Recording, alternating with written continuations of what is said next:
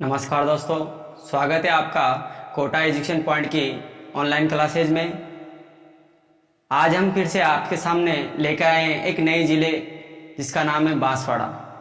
राजस्थान की जिला दर्शन की सीरीज में आज हम अध्ययन करेंगे बांसवाड़ा जिले के बारे में। एक ऐसा जिला जो राजस्थान का सबसे दक्षिणतम बिंदु यानी कि दक्षिण छोर पर स्थित है। एक ऐसा जिला जिसमें 56 का पठार है। एक ऐसा जिला जो राजस्थान के 3 जिलों और 2 राज्यों से सीमा बनाता और राजस्थान का चेरापूंजी, इसके बारे में अपन ध्यान रखें, इस चर्चा करेंगे। तो आप चैनल को सब्सक्राइब कीजिए, लाइक कीजिए और वीडियो को ज़्यादा से ज़्यादा शेयर कीजिए। चलो बिना टाइम वेस्ट किए हम बात करते हैं बांसवाड़ा जिले के बारे में। तो सबसे पहले मैं आपको इसकी मैप की स्थिति और इसके बाद में बांसवाड़ा का परिवहन कोड और जो शुभंकर है इसका, उसके बारे में चर्चा करेंगे। तो सबसे पहले देखते हैं अपन, यदि देखा जाए तो बांसवाड़ा मैप में ऐसे दिखाई देता है हमको।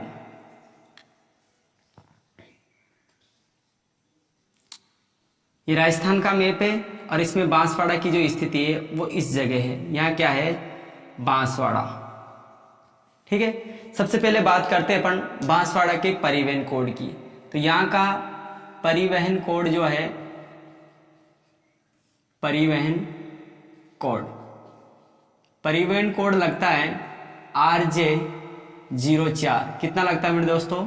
RJ04। ये तो परिवहन कोड की बात होगी। इसके बाद में यहाँ आगे देखते हैं हम, तो शुभंकर, इसका जो शुभंकर है वो शुभंकर है जल पीपी। क्या है? जल पीपी। याद रखना आपको, क्या शुभंकर है इसका? जल पीपी। अब आपको जल पीपी की सहायता से पता चल रहा होगा कि यहाँ पर जल की अधिकता है, इसलिए इसको राजस्थान की चेरापूंजी कहा जाता है। ठीक है, इसके बाद में हम देखते हैं कि राजस्थान का जो इस बांसवाड़ा जिले का जो इतिहास है, क्या इतिहास रहा होगा, तो थोड़ी सी मैं चर्चा आपके साथ करना चाहता हूँ। इसमें 2 कथाएं प्रचलित हैं। पहली कथा यह है कि यहाँ इस जो बांसवाड़ा वाला क्षेत्र है, इस क्षेत्र को पुराने जमाने में और आज भी वागड़ क्षेत्र के नाम से जाना जाता था। वागड़ क्षेत्र में एक राजा थे उदय सिंह।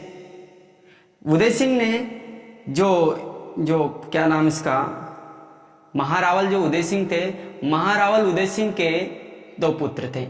एक पुत्र का नाम था डूंगर सिंह और दूसरे पुत्र का नाम था जगमाल। डूंगर सिंह ने डूंगरपुर की स्थापना की और इसका जो सेकंड पुत्र जगमाल था, जगमाल ने बांसवाड़ा की स्थापना। ध्यान रखने योग्य बात यह है कि इसको बसाया बांसिया भील ने था। किसने था? बांसिया भील था एक यहाँ पर, जिसने इसको बसाया था। कब बसाया था? 15 जनवरी 1515 को। ठीक है, सॉरी 14 जनवरी 1515 को। ये तो एक कहानी होगी। दूसरी कहानी है कि यहाँ पर इसका बांसवाड़ा नाम कैसे पड़ा। बांसवाड़ा नाम इस प्रकार से पड़ा इसका कि यहाँ पर बांसों की अधिकता है, अधिकता होने के कारण इसको बांसवाड़ा कहा जाने लगा। तो देखते हैं हम, तो सबसे पहले इतिहास देखा हमने। तो इतिहास में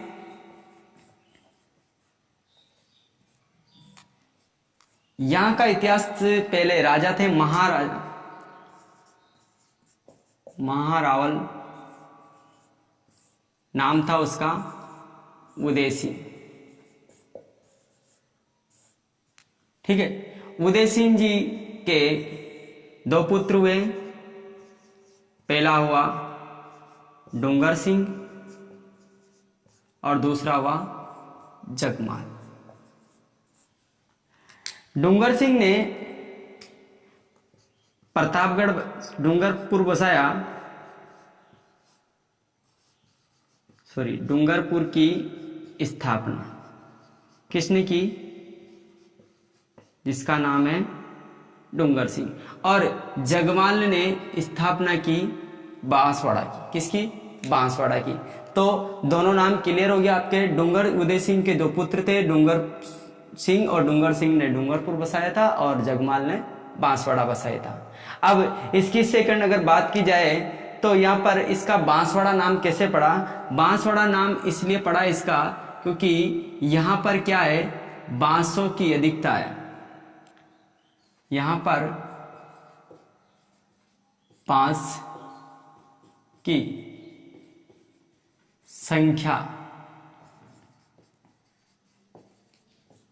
अधिक होने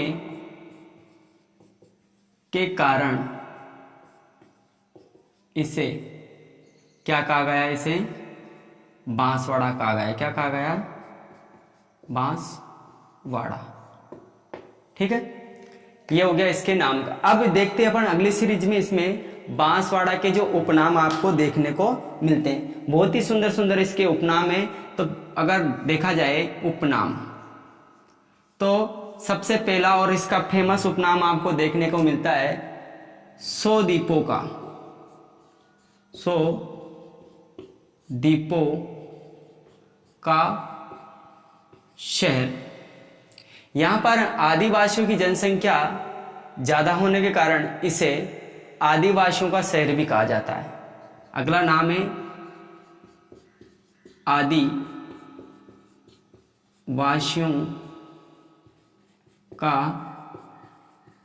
शहर। तो दो नाम इसके हो गए आपके, पहला नाम हो गया 100 दीपों का शहर, दूसरा नाम हो गया आपके आदिवासियों का शहर। और एक और बात आपको यहाँ पर देखने को मिलती है, सबसे ज्यादा मात्रा में सागवान के वृक्ष यहाँ पर पाए जाते हैं, इसलिए इसको सागवान का उद्यान भी कहा जाता है। तो अगला नाम इसके उपनाम में क्या जाएगा, सागवान का उद्यान। 3 नाम। अगली बात तभी मैंने आपसे कही थी कि ये राजस्थान की चेरापूंजी, क्योंकि जलपीपी पाई जाती है, जलपीपी का सीधा सीधा संबंध होता है जल से, इसका मतलब राजस्थान की चेरापूंजी क्या है, बांसवाड़ा। राजस्थान की चेरापूंजी, राजस्थान की चेरापूंजी। 4 नाम इसको आपको देखने को मिलेंगे उपनाम। 100 दीपों वाला शहर किसे कहा जाता है, बांसवाड़ा को कहा जाता है। आदिवासियों का शहर किसे कहा जाता है, बांसवाड़ा को कहा जाता है। सागवान का उद्यान किसे कहा जाता है, बांसवाड़ा को कहा जाता है। और लास्ट आपके राजस्थान की चेरापूंजी किसे कहा जाता है, बांसवाड़ा। ये इसकी सामान्य जानकारी हुई। इसके बाद में हम देखते हैं कि यहाँ पर एक बादशाह भील था, बादशाह भील नाम का एक व्यक्ति था जिसने बांसवाड़ा को बसाया था। तो बात करते हैं अपन बांसवाड़ा की और दूसरी कथा के बारे में। तो बादशाह भील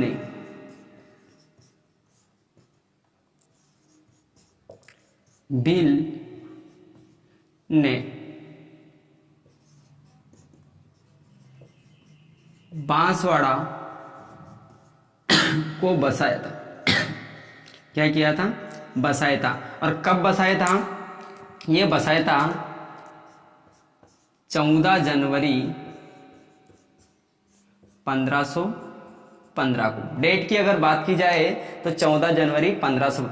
ध्यान रखने योग्य 2 बातें होगी आपके यहाँ पर कि अगर स्थापना के बारे में बात की जाए कि इसकी स्थापना किसने की, बांसवाड़ा की, तो बांसवाड़ा देखो ऐसा कहा जाता है, ऐसा पहले था जब भारत आजाद नहीं हुआ था। इसके पहले राजस्थान विभिन्न खंडों यानी कि रियासतों, ठिकानों और केंद्र शासित प्रदेशों में विभक्त था। तो जब इसका विलयकरण हुआ, राजस्थान का एकीकरण हुआ, तब इसका नंबर आया था 2nd चरण में। और 2nd चरण जो था 25 मार्च 1948 को था। जब 2nd चरण में इसका जो विलय का टाइम आया तो इसको 2nd चरण में मिला लिया गया था। इस 2nd चरण में मिलाते वक्त विलय पत्र पर हस्ताक्षर करने वाले एक व्यक्ति थे जिनका नाम था चंद्रवीर सिंह। क्या नाम था, चंद्रवीर सिंह। चंद्रवीर सिंह ने इस विलय पत्र पर सिग्नेचर किए थे और कहा था कि मैं स्वयं अपने डेथ वारंट पे सिग्नेचर कर रहा हूं। क्या कहा था उन्होंने कि मैं अपने डेथ वारंट पर सिग्नेचर कर रहा हूं। ध्यान रखना ये कि अगर बात की जाए, इसका स्क्रीनशॉट ले लीजिए, इसके बाद में हम देखेंगे इसका विलयकरण।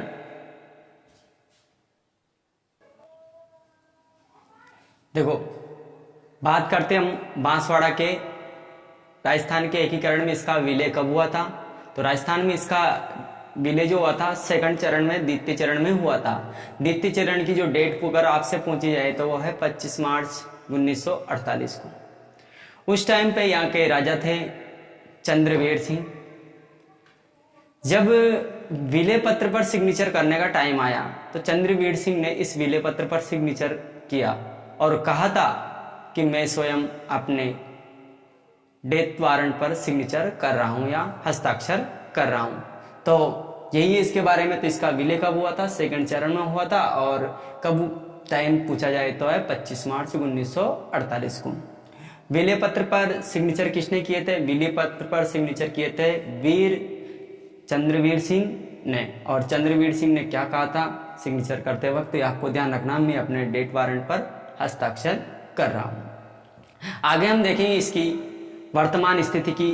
तो वर्तमान स्थिति में छोटी मोटी जानकारी अगर देखा जाए तो ये राजस्थान का सबसे दक्षिण जिला है और राजस्थान की चेरापूंजी से कहा जाता है। इसके बाद में हम यहाँ पे बात करेंगे कि किस किस राज्यों के साथ ये सीमा बनाता है, किन जिलों के साथ सीमा। जिलों की बात की जाए तो डूंगरपुर है, उदयपुर है और प्रतापगढ़, 3 जिलों के साथ ये जिला सीमा बनाता है। और राज्यों की बात की जाए तो एमपी और गुजरात है, 2 राज्य। इसके बाद में हम बात करते हैं यहाँ पर वर्षा की। तो देखो राजस्थान में सबसे ज्यादा वर्षा यही होती है, तो 90 से 120 सेंटीमीटर वर्षा यहाँ पे होती है। इसके बाद में हम आगे और चर्चा करें तो इसको मैं थोड़ा सा रब करता हूँ। इतने आप वीडियो को शेयर कीजिए ताकि ज़्यादा से ज़्यादा लोग ये देख सके इसको।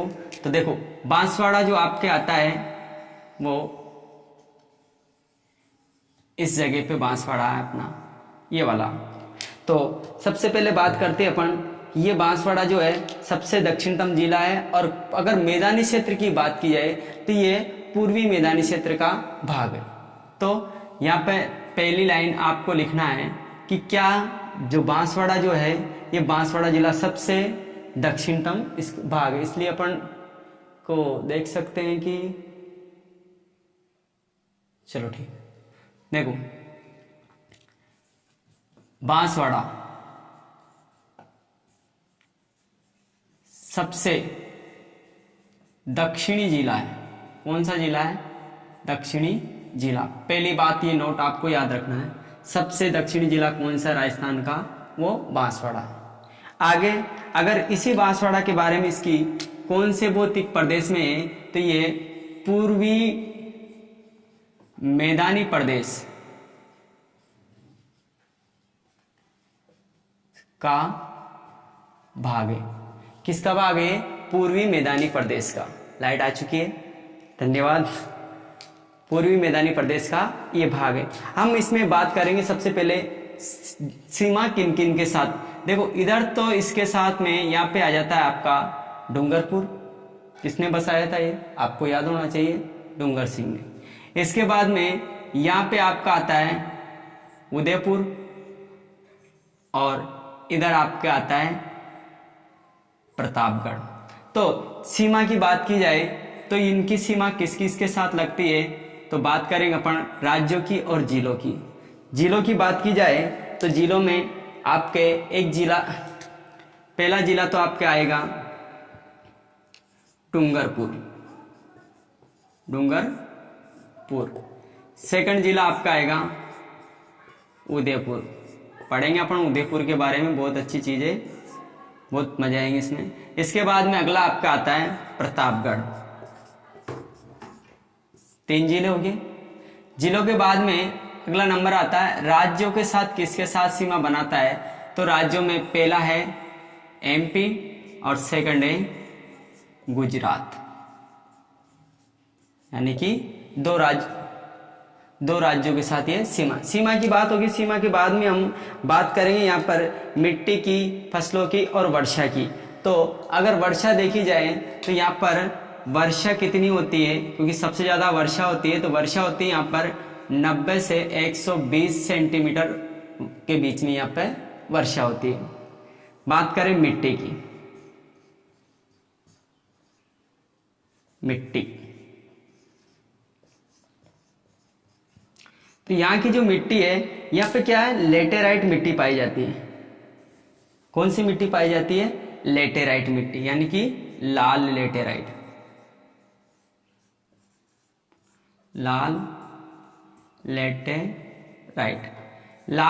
लेटेराइट यहाँ की मिट्टी है। और आपको पता होगा कि लाल लेटेराइट मिट्टी में सबसे ज्यादा फसल का उत्पादन किसका किया जाता है? मक्के का किया जाता है। किसका किया जाता है? मक्के का। तो यहाँ हम लिख सकते हैं कि फसल कौन सी की जाती है, यहाँ पर फसल मक्का। तो यहाँ वर्षा 90 से 120 सेंटीमीटर है। फसल कौन सी है, फसल है यहाँ पर मक्का की, और मिट्टी कौन सी पाई जाती है, लाल लेटेराइट मिट्टी। एक बात और है इसमें कि आपके अगर मान लो वनस्पति की चर्चा की जाए तो वनस्पति, यहाँ पर आपने देखा होगा कि वनस्पति में सागवान के वृक्ष ज्यादा होने के कारण इसको क्या कहा जाता है, सागवान का उद्यान कहा जाता है। तो अपन लिख सकते हैं वनस्पति, वनस्पति किसकी है, ज्यादा सागवान की।